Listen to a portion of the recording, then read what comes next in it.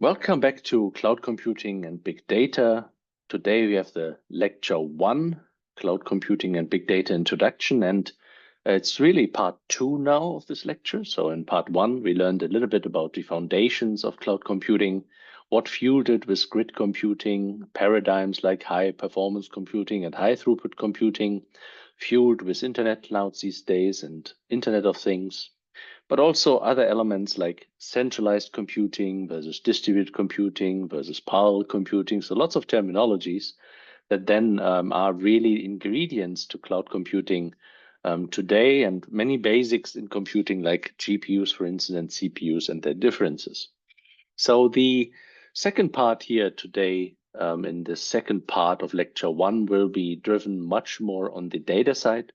So we will talk also about the services again, which was a very important part in part 1. We learned a little bit that, of course, cloud computing is fueled by the services on different layers, infrastructure as a service, platform as a service, software as a service.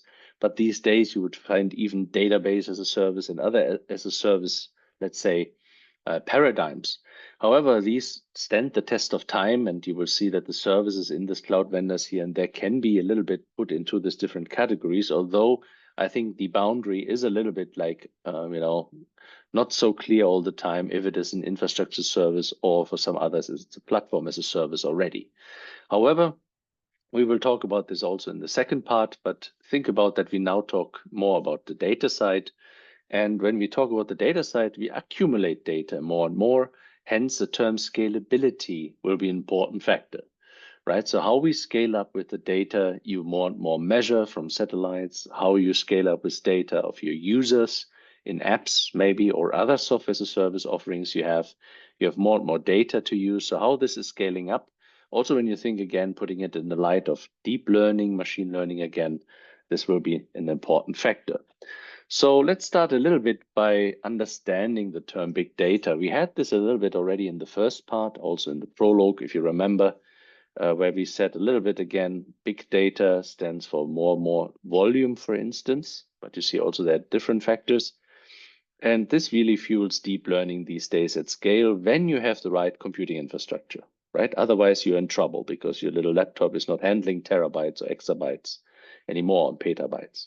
So when you really talk about large language models, training this on a little laptop, this would fail. You can use them for inference. That's what you will do basically with ChatGPT and other things. But of course, training them, so preparing them, learning from data, something which is maybe not obvious to you, but we see how that materializes in lecture 2 when we have a machine learning introduction very briefly on a moderate scale, but then you understand the different phases of machine learning much better than just training. But long story short, big data, in a sense, is volume, right? So I think that's what from us somehow understood. Good examples are satellite data. You see that here from the sentinels that we have, basically in the orbits, producing, terabytes and petabytes. And if you then, take, let's say, the different images that you obtain that are not actually just photos, there are also, different spectrums of light, hyperspectral, multispectral data sets that you can find. So all of that is actually much more data than you think. And with this, we're talking quickly about, data in terms of volume. So growing to exabyte these days and even more in the future. However, it's not only volume. So initially, big data was referred to as the triple V's: volume, velocity, variety, right? So it's not a problem, to store maybe 1 petabyte, but 1 petabyte per every second is a problem, right? And if you think about now that the satellites are always going over the Earth, right, in a constant orbit again and again, taking data constantly. We talk about a growing rate, accumulation of data, and there the velocity matters as well. It's not only the volume, it ends up to more volume, but the velocity to handle all of this complexity in different measurement devices, for example, are a very important part. Then over time, there came more and more V's: variety, veracity, validity, stand for a little bit of the data challenges, really, then also that you had with it, that the data was big, yes, but, you have lots of different types of data. You have image data, you have, sequential data sets. So language data sets are sequences, right, of characters, but also measurement here and there are not only images. It could be also, let's say, measurement devices of values. So lots of variety that you have to put together in order to, for instance, use machine learning to make something useful out of this. Modalities of data, as some people also call it. So hence it, in a way, over years came up to a sort of inflation of the V's. And there are many attempts for definitions of big data. It's very essentially hard to say what is now the perfect definition. But I think one that is quite nice in context of the course is the one that you see here. Big data is data that becomes large enough that it cannot be processed using conventional methods. So this stands for things where we have a serial implementation of SVMs, for instance, let's say something on your laptop, and then you want to have, classification with SVMs. So basically understanding different classes in your data, different types of your data or so. And you can't do it because the data is just too big. Your laptop breaks. So this is where, in a sense, big data starts. It's a little bit illustrated here again, right? So this could be a definition of big data in one respect, which fills now the idea of the course, why we need cloud computing resources, why we need basically the remote access to services. And also, of course, think about now that all the corpora for text data that you have in countries might be very huge. In Iceland, that's not so huge. We talk about a low resource language, unfortunately, but many others have lots of data, and storing that all on your little laptop and then compute it on one GPU, maybe for hours and hours and days and weeks and so on, will be not the way to go. Hence, cloud computing to the rescue for big data in order also to train deep learning models as an example. And large language models we will have as one lecture, but also you can consider this is just one example for this area here where we really need lots of computing and data. Satellite data is another example I will bring often because we also do lots of research in it. So hence, there are really challenges around this topic. And several of ones means, again, the idea that I just alluded to. So volume, yes, that's tough. I said, okay, 1 petabyte, this is a square kilometer array, a scientific device that is built. That is basically out of the course idea, what is it about? Take away the message, it will generate data of 1 petabyte. And now you would say, well, we have tape archives, we have large disks these days, 1 petabyte doesn't seem to be a problem. And in fact, it is not a problem for supercomputing centers. We had that over years now. The trouble that you have usually is 20 seconds that comes afterwards. So the velocity combined with the volume, right? Again, 1 petabyte every 20 seconds is a challenge, even for supercomputers today, to see what of those data we have to keep, right? So what of this data is actually useful to keep? Analyze this data. Then the next, petabyte arrives, and the next petabyte arrives. So hence, this has become a challenge much more, that the variety and the velocity and all these different V's come together in a way, making it a challenge. And you see here different devices. If you now go to the measurement devices in satellite data, if you have the Large Hadron Collider at CERN, they have similar problems, right? Of basically, the particles that they search in their runs is really large data. They have an HPC system very close to it to basically boil down the data and then store just the data that is, required for further analysis. The human brain is one of the biggest, largest challenges for us, right? To really tackle this challenge. If you go down in the, cuts here of human brain images, you see interesting facets. We will talk here and there about it, why this is also a large challenge today. And you can go on and go on. The data produced by simulations, maybe like here, weather simulation or climate forecast. If you go into more and more detail, what these is, suggesting here on the, let's say, squares, you see that from fine-grained, or basically from coarse-grained up to fine-grained will have more volume, right? And again, you want to have more details in it. Let's say you also want to understand an oil disaster, so you put an oil platform in, and oil and the climate and the movement of oil and water. Then you want to have wildlife. So basically, the details you put more and more add also more and more volume. So another aspect that is actually fueled in context of this is the idea of also having this data open accessible. So we talk about being fair. findable, accessible, interoperable, and reusable. The key message to take away is here that many of the taxpayers' money go into scientific apparatus like you see here, the square kilometer array, but also in many of the devices that we have in HPC, doing climate simulation. So the idea is to have this data really for all accessible so that we can, build on that data, build on the shoulder of giants. You don't have to start from scratch with all of that. And again, coming maybe to the large language models, we will talk about this. A TrustLM project, for instance, is one project about large language models. And there's the idea of having, for instance, the large language models trained, right, on large scale HPC resources, but then also making the TrustLM models open, accessible, so that others can use basically the language models for downstream tasks. So basically training them maybe as a chatbot for a particular company in a specific language.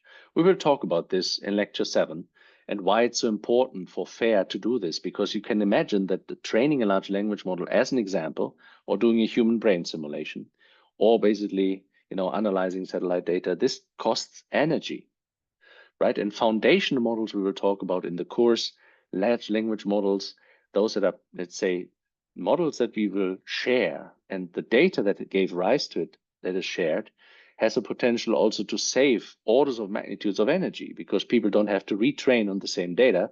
They just use the same data and model that is already there and can basically build on that. So we will talk about this more and more. And obviously, this is also, let's say, a small contradictory topic. You see that here.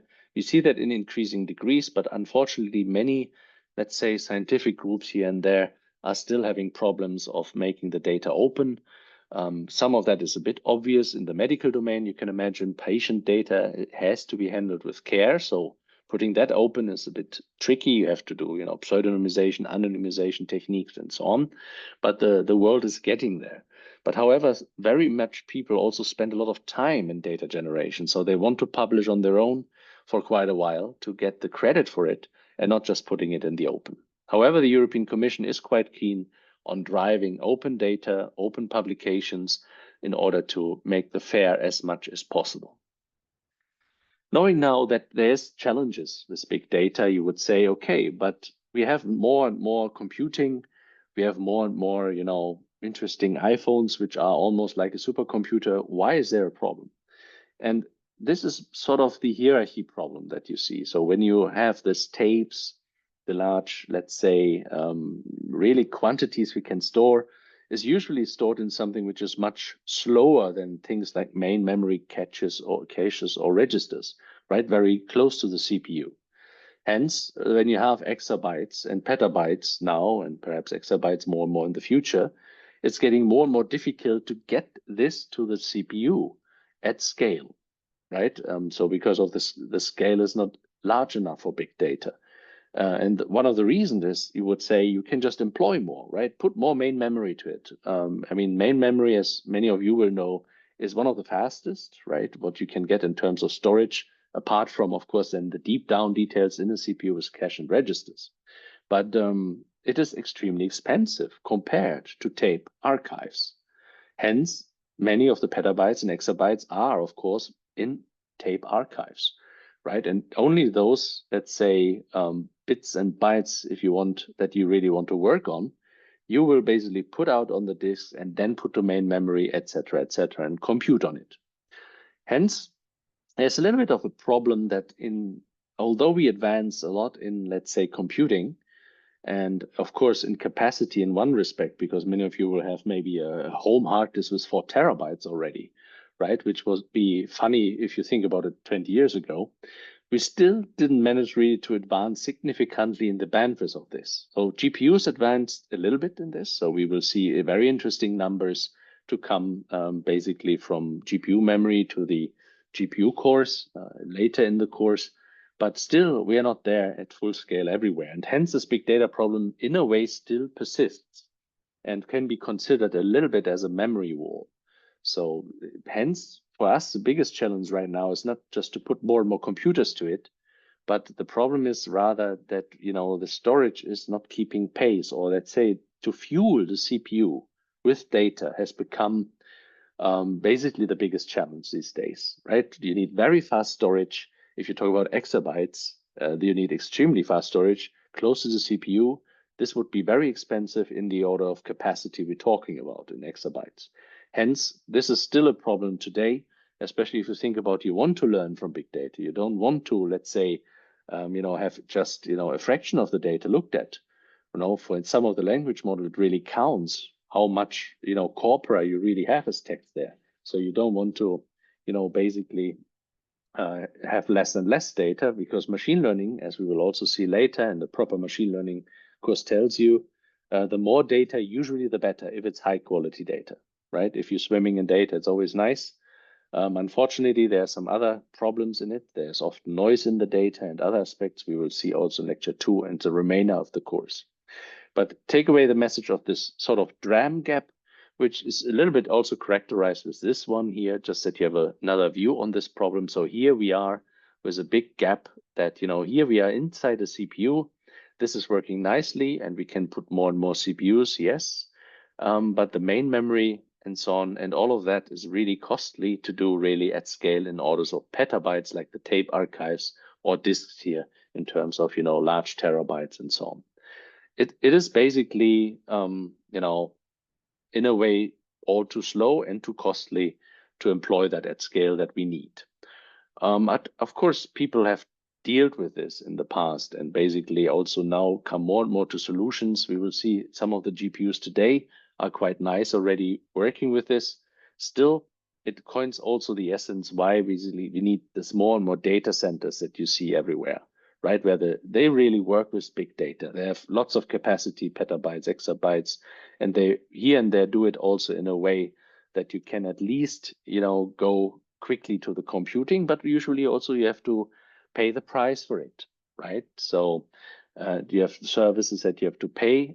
For instance, in Amazon, you will see different services. The Glacier, for instance, is something which is sort of an archive where you can easily store petabytes, with a fraction of the cost of putting it just on normal S3 storage, where it's accessible directly, and then you really swipe the credit card. But these are things not maybe totally obvious to you, but think about that the scale matters. And also with this, the, let's say, access to computing needed, or let's say the response time in computing, when you think about everything should be as a service model.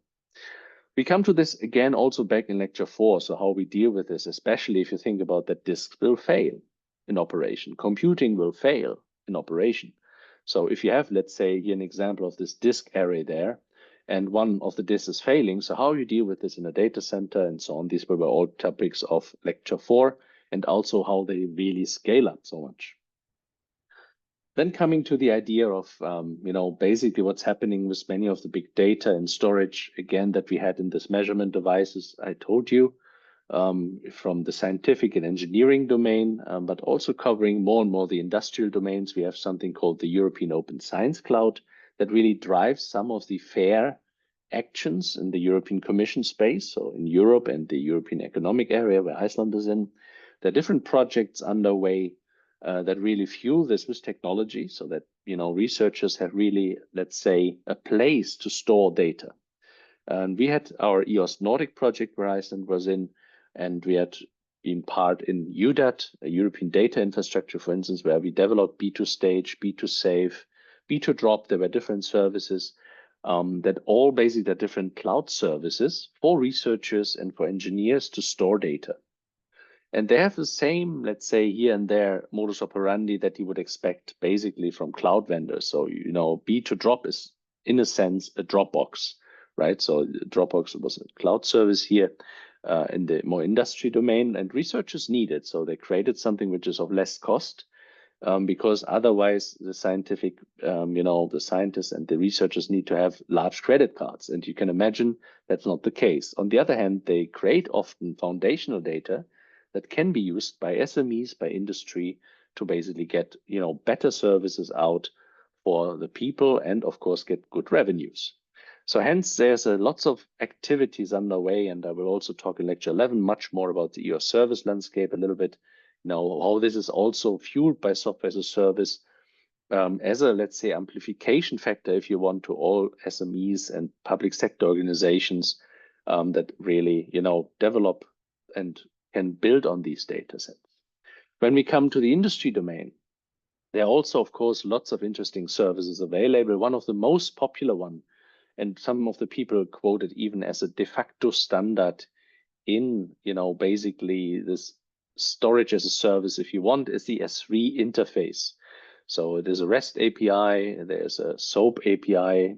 These days, REST is probably much more used to access a sort of bucket store, right? So this stands for something we call object storage, just because you don't care anymore in which, let's say, directory or where on which disks it's really stored. You just want to store something, an object, right? And it has somehow a key to find it again. It has some certain value. In order to find it, you need some metadata, and you don't want to share it with everyone. So there's some access control related to it. So, but the bucket store should make it very simple to just drop data and then share it perhaps with some others or with your own applications. And this is a very popular service that has been built in the Amazon infrastructure. You see here many of the people and in infrastructures and others, let's say, industry partners are using it, from Netflix, Airbnb, up to even scientific ones like Gradescope, some of you know, is basically also using here and there some S3, at least in the past. And now think about that. You could do the same in your own cellar again, right? You see, nothing else is underneath in a virtualization layer. You can do this, create your own virtualization, let's say, product on top, and buy this all in your cellar. But what do you have then is a trouble in these elements, right? You would say scalable. So let's say suddenly you need much more objects to store. We have discussed these possibilities with, basically end of the year for taxes or Christmas shopping, much more, users, much more activity in your shopping, whatever it is, what you do as a product, chances are there's some peaks in load. And, when you do this, the scalability is a big problem. You cannot just, have an optimal infrastructure, add resources, remove them, because it takes a lot of time for your SME, for your startup, whatever you have, for your app development team away to do hardware stuff, right? So you basically take away the focus of what you maybe want to work on. That might be maybe at the beginning quite interesting to do when you have the very early concepts, but very quickly you run into scalability problem, but also the durability problem. So you see, as I told you, many of the things fail all the time. Basically hardware will overheat. If you're running it 24/7 in a service character as clouds do, you can see that many of these hardware will fail, but still Amazon and other cloud providers can offer it at a 99.9% availability because they have virtualization, can do swapping, and have different mechanisms in place to really get rid quickly on the damaged hardware by having, let's say, different data backups, and can host the service and on another device. So hence you have really a very, let's say, high durable, high scalable approach there. And let's not forget that configuring today security is also not the easiest. We have seen many of the hacks. Cybersecurity is on vogue. With this, even ethical hacking, but unfortunately also lots of unethical hacking happening. So security is also key, especially if you talk about your customer data. Remember the Garmin case, right? Where all Garmin users, have been exposed because they were hacked, and then ransom and so on. So this is something where your company is also a threat. I don't talk much about this. You have my fellow professors, Tom Welch, for instance, or Helmut Neukirchen talking about this in other courses.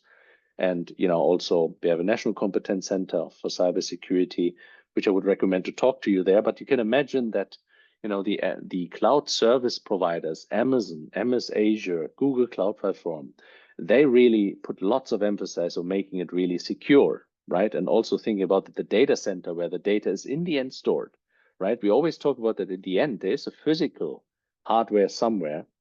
This is usually very well protected. And we will also go to a data center in the course where we will see the data center is not just, next to Bonus, next to a supermarket. It has been quite some protection mechanisms around. In professional ones, we see even man traps and so on. And then the easy migration with APIs is another part.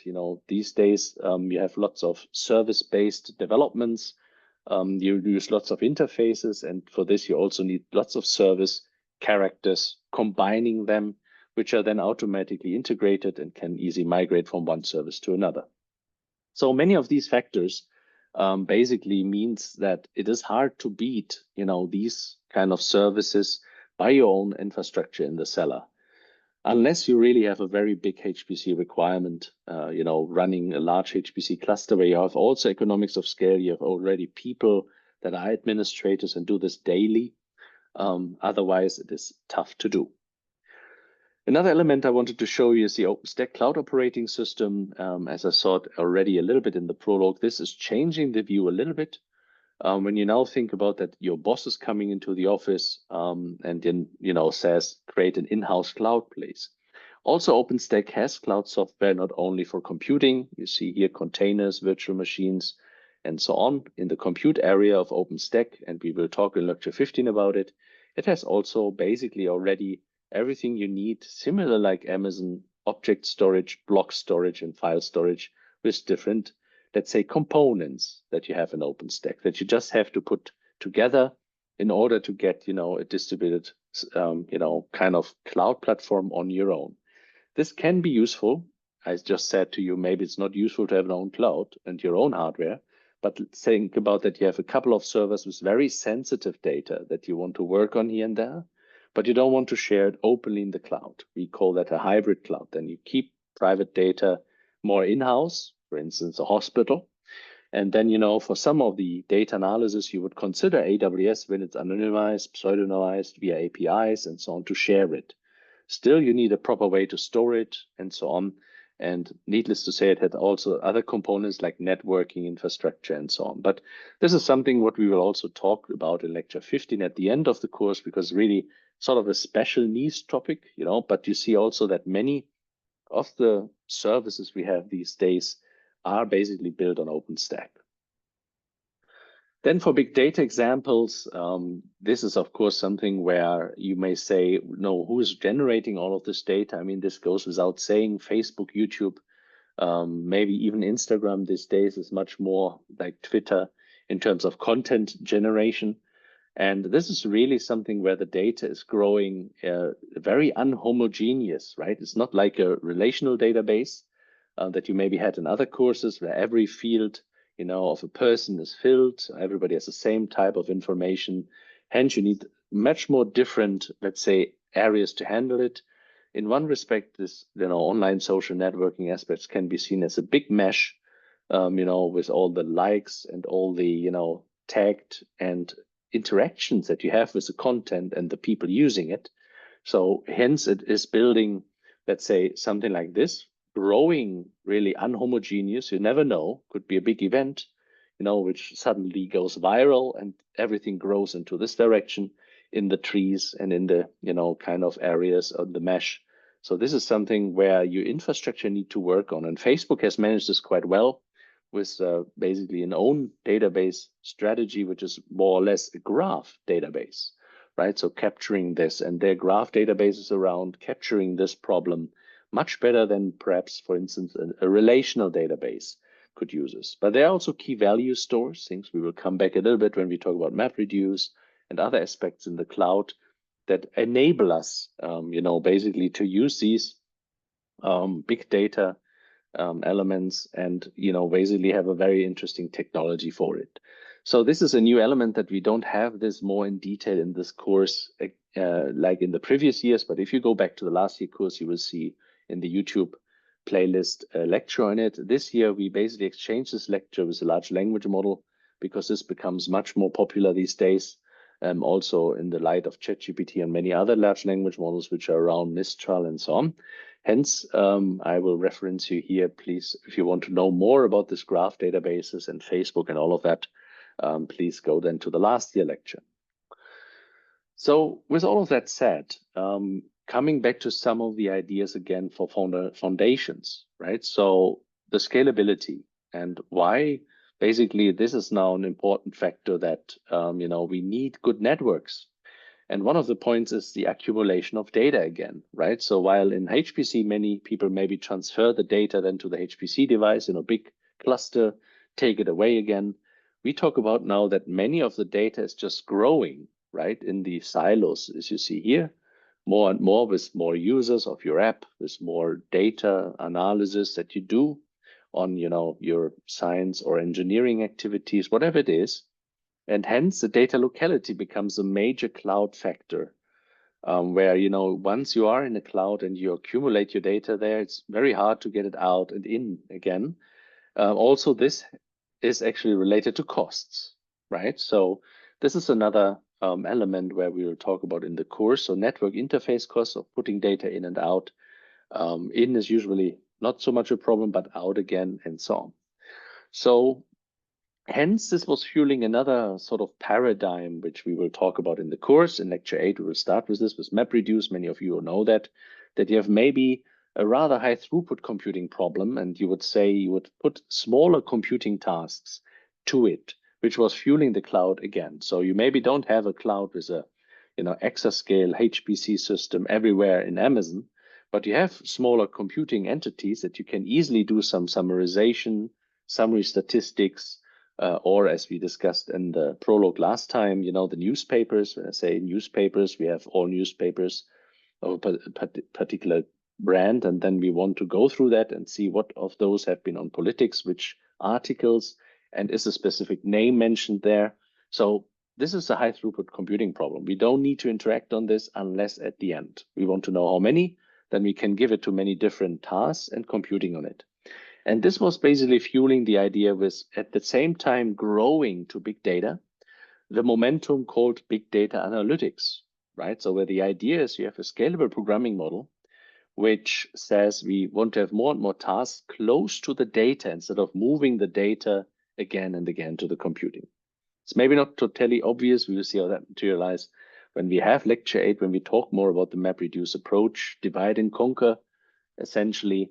But it gives me also the important opportunity to really show you a little bit also on the differences on this, because many of the data analytics frameworks are driven by correlation, that you fuel a lot of data in, and then you analyze this data, you have novel patterns, and you see that what happens is much more quickly.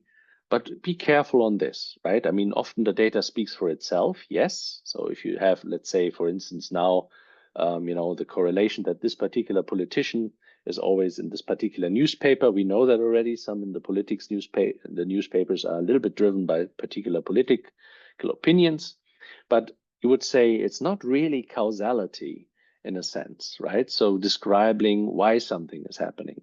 And there's this important, I think, example that I also quote here often, is the idea between, Hamburg, and I think there was this idea that the birds that give the babies, they are suddenly on a very high number seen in the city, and you can see in the data based on correlation that basically this goes together with the birth rate, right, in some point in time in history.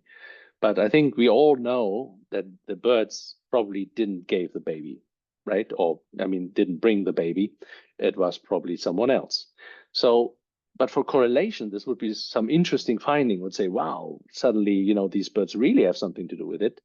And then, this is different from causality, where you really describe exactly why something is happening. And this is still the data analysis that also needs to happen, right? And this is, of course, often something which could be a whole PhD thesis is really, sometimes going to the wrong path. So, you analyze the data instead of, maybe initially look at least at correlation. So they help each other. And in one way, you basically have the data analysis, which describes usually something which is really based on methods. Again, summary statistics, regression techniques. A lot of this is data analysis. You would even say machine learning, right? As a sort of data analysis technique. But you don't have the infrastructure for it. This is what big data analytics then provides you, right? An enabling infrastructure that often includes technologies and the infrastructure to make then correlation at scale happening. But you use this infrastructure then also for causality. So these are very important different terms, which could be sometimes misleading and have been in the past also, let's say, the big data breakthroughs, and at the same time showstoppers, because you see here a very well known example in the Google in the flu. We call this a Google flu because basically Google could quicker explain, because of all their Google search engine data, the national scale, where down to regions basically is the epidemic coming just because people are Googling, of course, about this virus in 2009. But then there were also basically later papers that showed that these predictions, in the flu predictions were really full of errors, because essentially, you have also someone, for instance, from the West Coast and the East Coast in US, phoning a lot, as just a major example, right? And would say, okay, you have the flu, I have to Google the flu. What is this? And you're in a basically complete different region. You don't have the flu, but your relative has. So there are lots of errors in this correlation just because, there's more happening. So hence the data analysis still needs to happen. And what's a big making it difficult is then that you don't have the algorithms, maybe they keep changing.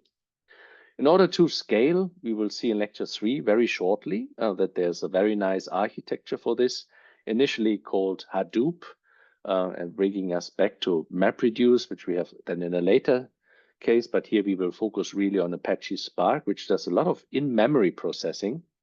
And these are really optimized for the elements we were talking about. So high throughput computing, having smaller tasks, doing particular jobs. And the difference between Hadoop and Spark is quite nice. So Hadoop was first, Spark became more recently than there, some interesting technology because it leverages the in-memory much more. And many of the problems we even do today, like here's an example of using basically remote sensing data in the cloud with encoder and decoder infrastructures, can also use Apache Spark for certain amounts of work. And we will talk about this very soon. Just take away the message that this is really built on what I said earlier, the divide and conquer foundation in computer science. Again, here, a revisit, although I believe that many of you will already know this problem from 101 computer science, so your partitioner problem. You have many different workers, and these workers scale, right? You can have more or less workers. And then you have combined the result. And the same way MapReduce works, you see here different map tasks. This key value pairs will then group by keys. And then you have this reduce summarization combined output. We'll talk about this explicitly. Also why we sometimes say MapReduce is not just MapReduce, but the framework is actually map, sort, shuffle, reduce, right? So it has 3 steps. This grouping, sorting, shuffling by keys is an important step, and we will talk about it in basically lecture 8. So coming quickly to the couple of next lectures also, we will go into HD Insight, Apache Spark. We'll do our first, let's say, machine learning models. Hence, we will learn some of these different interesting libraries on top of Apache Spark, and how also the Apache Spark general engine is dealing with this distributed computing and parallel computing at scale.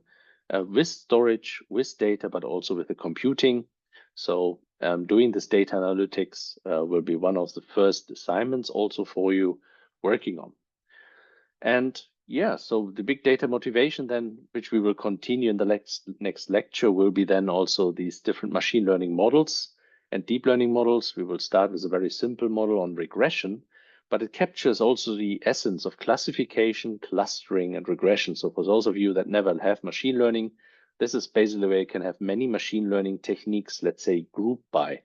You have a new data item, you want to understand, is it this or that class? And we will make examples in the next lecture. In the next lecture, clustering, you don't have basically different classes, but let's say the Euclidean distance or distance measures of sort will give you an indicator that this might be different classes, right? As our human eye already tells us. But if you have multidimensional data, you need also clustering algorithms in order to find this. This already leaves a little bit of space sometimes for machine learning, predicting modeling, rather to data mining approaches, right? So k-means clustering or HPDB-scan or DB-scan algorithms. We will talk about this. And then regression is rather a trend analysis. Usually regression stands for real valued outcome. We will also have there some different logistic regression methods that then again can be used for classification. And bear with me, this will all come in lecture 2.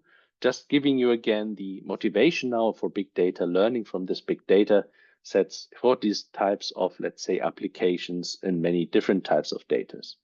So this will be really a key element, right, where you have these different types of analysis techniques, but you have many different algorithms for it, and your infrastructure should scale no matter what you want to do. Tomorrow you want to do classification, the day after clustering, and maybe then the day after again deep learning classification.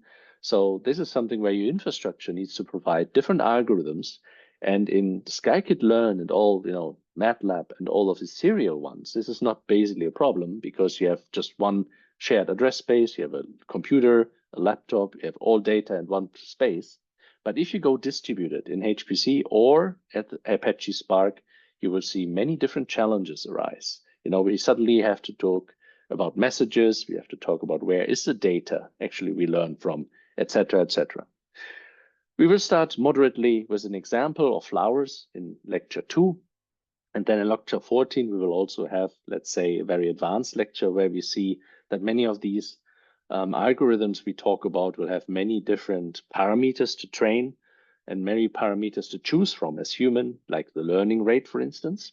Hence, there's also techniques like, machine learning models, tuned by hyperparameter optimization or using AutoML tools. You see that a little bit here. When you have, let's say, different images, there might be very specific architectures that can actually then predict these, different images better. We will start, however, because this is really new for many of you, I know, we will start with a very simple algorithm, starting next time with this perceptron learning algorithm, really to differentiate clouds. You see, they look all very similar, the Iris setosa, Iris virginica. So when you think about this flower, what type of flower it is, right? If you tell me, then you're, I think, very good in image recognition.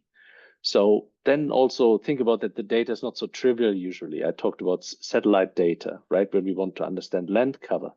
This is a cube, basically, really with different spectrums of light, hyperspectral data, multispectral data of sort that needs much more advanced algorithm, and again, is big data to digest. The different learning approaches, I put a red mark here because we're focusing a little bit on supervised learning in the beginning, we come a little bit to unsupervised learning later when we talk about large language models, generative AI, and so on, and foundation models. But this is, let's say, in the next couple of weeks, we mostly deal with supervised learning. Again, we will use a little bit the Microsoft Azure cloud. So soon we will also have some practical lectures on showing you how to do this. You will get access to this through the course. So of course, for you, you don't have to swipe the credit card in the course, right? So there will be ways how you can access it and use a cloud, of course, free of charge here in the course. Finally, just a little bit, the reasoning for using this was a stepwise approach here, just that you know how it works usually, and we will come to this recipe again and again. Again, you have the problems that your laptop might be too slow, right, or have not enough, data to store. Then you would say the stepwise approaches usually have sort of a subscription model. You pay per use of resources. Then you will deploy a cluster like Spark, for instance, right? And then you use something called Jupyter Notebooks with a PySpark kernel to use it. Then you have a certain session with your machine learning, let's say code, which you have implemented in Python. Then it's already time to check the application data set. So what data you want to learn from. And then you do already an initial data analysis, visualization, and so on, maybe to understand the data better and to also prepare it for machine learning. And then really learn the machine learning model on the Spark cluster. And then, of course, at the end, you usually have some sort of an evaluation of it, and maybe also refinement of your model. So this is roughly a recipe that stands the test of time, right? You could also exchange a Spark cluster with a deep learning TensorFlow element, and then you have a deep learning problem. But roughly, this is a stepwise approach. And I hope this data-related aspect to the cloud computing is more obvious to you. There are more examples of, let's say, big data analytics and elements of big data in this particular video, which I give you as a homework of today. Lots of different lectures, and again, the thanks to my big team, helping me a lot with research and the teaching materials. So thank you very much for today, and we will hear us again in lecture 2, where we talk a bit about machine learning and a moderate introduction. See you then.